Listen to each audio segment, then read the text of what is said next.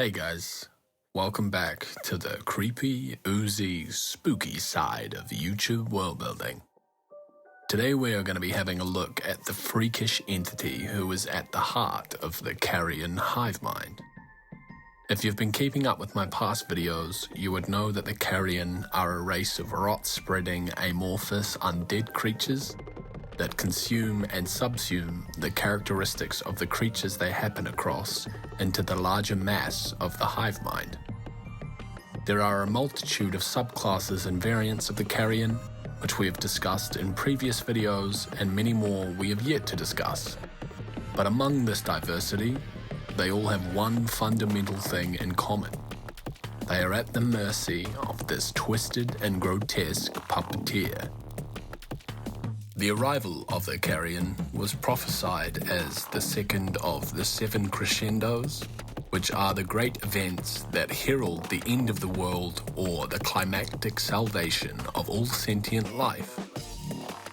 No one knows how the Carion came to be, but it is said that on the day of harmony and discord, morality entered the world strapped to the backs of the Okier and the Carion.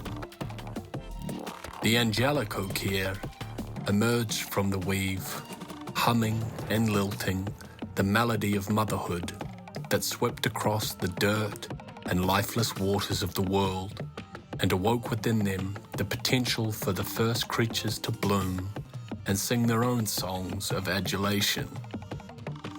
But almost as soon as these creatures joined in the chorus, another sound began to permeate across the world.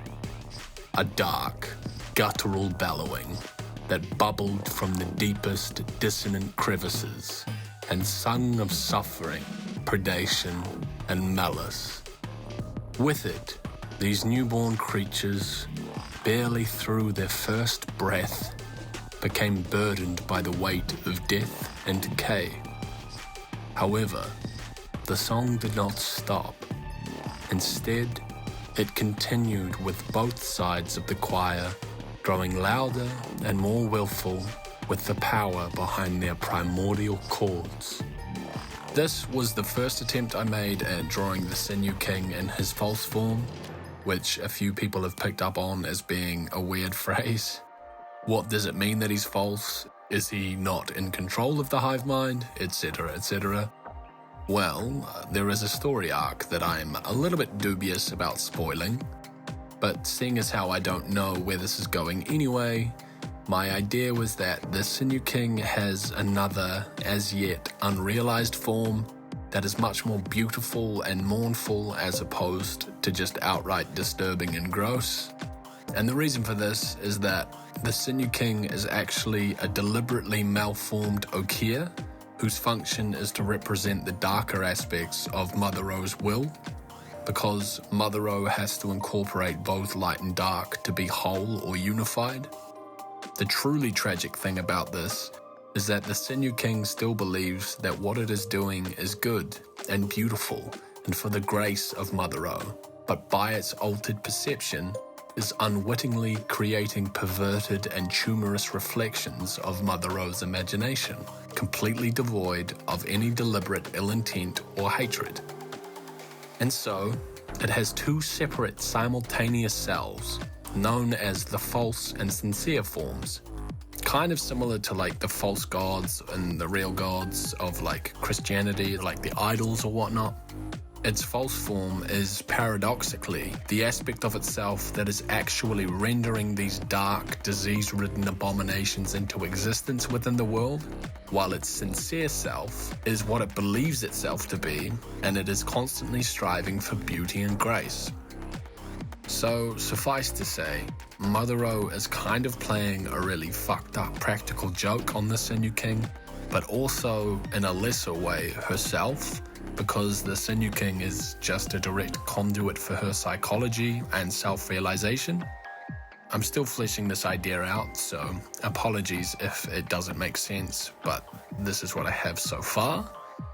Anyhow, this was the second attempt at the false Sinew King that I drew, and I had actually started this one from a pencil sketch on A3 paper because there are still things about the digital medium that I find a bit clunky or hard to navigate, purely due to my own ignorance and noobness within the medium, so no judgment to all the people who are amazing and fantastic digital artists.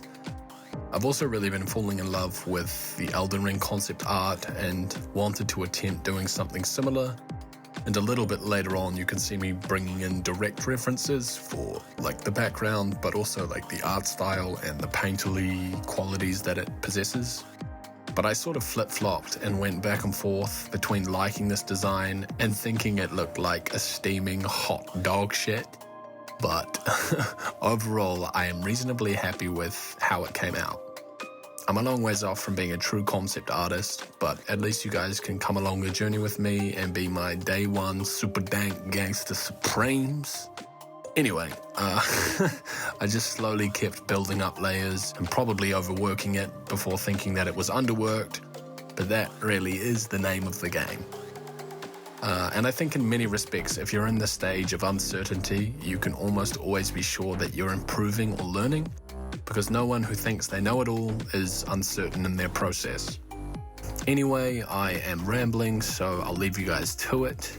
Thanks for making it this far through the video, and thanks for sticking with me for this weird and wonderful journey. I'm really excited about the upcoming collaboration that I'm working on with Artgalles and Velga the Observer, which will be coming out soon, hopefully. And I'll also be putting up another poll again, finally, so you guys can let me know directly what you want to see next.